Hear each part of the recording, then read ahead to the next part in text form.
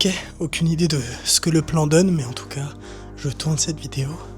On est à 2 jours de la fin du voyage. Aujourd'hui, on était à Koné. Je pense que ce sera la 3e vidéo sur la chaîne YouTube à propos de ce voyage. Donc, tu peux aller voir la première. Bref, là, ce que vous voyez derrière moi, c'est la skyline de Tokyo. On est plus communément dans le quartier de Ginza, le quartier luxueux du Japon, le quartier le plus cher de Tokyo. Enfin, un des quartiers les plus chers de Tokyo, mais un quartier très cher. Je suis dans mon petit hôtel. Il y a la Tokyo Skytree, la Tokyo Tower, pardon, que vous pouvez voir derrière, inspiré de la Tour Eiffel. Et j'ai juste l'impression d'être dans un putain d'épisode de Cyberpunk, frérot. J'ai l'impression d'être dans un épisode. Attention, je parle de l'anime, mais on va parler du jeu surtout. J'ai l'impression d'être dans une putain de mission, dans un putain de contrat sur Tokyo. J'ai mon fixeur qui m'appelle de temps en temps, c'est une meuf. En plus c'est vrai, tu vois, j'ai mon fixeur, et moi, je suis un solo de baiser. Mais peut-être qu'un jour je deviendrai fixeur aussi. Enfin bref, la ville de tous les possibles, Big Tokitok, une ville autant sombre que magnifique, une ville dont les touristes ne verront que la surface, une ville qui cache bien des secrets, même à moi, qui ne suis encore qu'un solo qui vient de commencer. J'ai toujours voulu aller dans la cour des grands, comme dirait Jackie, mais... Putain, Jackie... Non, je rigole. Hey, hermano. Ta nouvelle vie... c'est maintenant. Enfin bref, trêve de mondanité, comme dirait l'autre, et rentrons dans le vif du sujet de cette vidéo. Juste vous parler de cette ambiance cyberpunk, de cet esthétisme dont je suis complètement tombé amoureux. Grâce au jeu Cyberpunk 2077, j'ai lu les romans Neuromancer, enfin le roman. J'ai lu aussi Snow Crash, excellent. J'ai adoré Snow Crash. Oh, je l'ai lu en anglais, excellent. Ghost in the Shell, Akira. Et cette vidéo, c'est juste un message d'amour pour ce genre d'œuvre. Blade Runner, je l'ai toujours pas regardé. J'attends le bon moment pour le regarder. Je veux le regarder sur un bel écran avec une belle sonorité, etc. Pas juste sur mon ordi.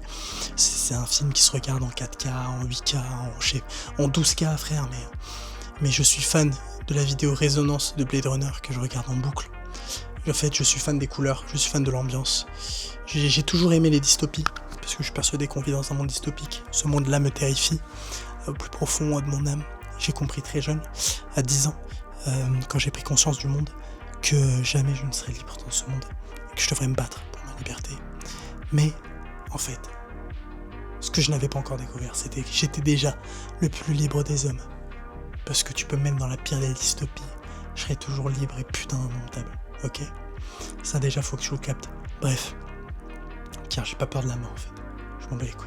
Peur que de Dieu, que du Créateur, et que du mal que j'ai pu faire à mes chers frères et sœurs. Et ce mal-là, le peu de mal que j'ai fait, enfin le peu, non, j'ai fait du mal. On a tous fait du mal à des gens. Ça, c'est quelque chose qui me fait peur. Sinon le reste, je m'en bats les couilles. Je me suis perdu dans ce que je disais, mais voilà. Je sais pas si vous voyez bien la skyline, ou peut-être que je devrais couper la lumière. Est-ce que c'est mieux comme ça ? Je sais pas. Mais enfin, je vais la remettre un petit peu. Mon amour pour Cyberpunk, pour ce genre, j'adore ça. Et c'est vrai que quand je suis arrivé à Tokyo, je me suis pris la claque. Et je m'en lasse pas en vrai. Je m'en lasse pas, même si je suis un mec très attaché à la campagne, à la nature, car j'ai grandi dedans. Je viens de Drôme à la base, 500 ans en Valor, mon pote. Et je viens de très très loin. Mais ouais, j'aime cette folie aussi urbaine, dans laquelle je n'ai pas du tout grandi, et dans laquelle je pourrais difficilement vivre, honnêtement. Mais y passer de temps en temps pour le boulot, c'est sympa. Enfin bref, je suis persuadé que le monde est fantastique. Je suis persuadé que le Japon va sauver le monde. Et je suis persuadé que tu dois apprendre le japonais. Donc utilise mon extension qu'on a créée à 2 avec mon ami Seb pour apprendre le japonais, qui s'appelle Yumego, qui est gratuite la première semaine et qui ensuite coûte 4,99€ par mois. Tu prends ton abonnement, je te fais un accompagnement. Et t'as surtout une extension qui analyse tous tes sous-titres Netflix, YouTube, qui te fait des flashcards pour apprendre le japonais. Et voilà, moi ça fait 4 ans et demi que j'apprends le japonais. J'ai le JLPT-N2, c'est bientôt 2 ans que je suis au Japon. Avoir un excellent, j'abuse, mais avoir un très bon japonais m'a permis de step up très très vite au Japon. Donc voilà, ça c'était pour la petite pub. Et puis je vous souhaite une belle soirée.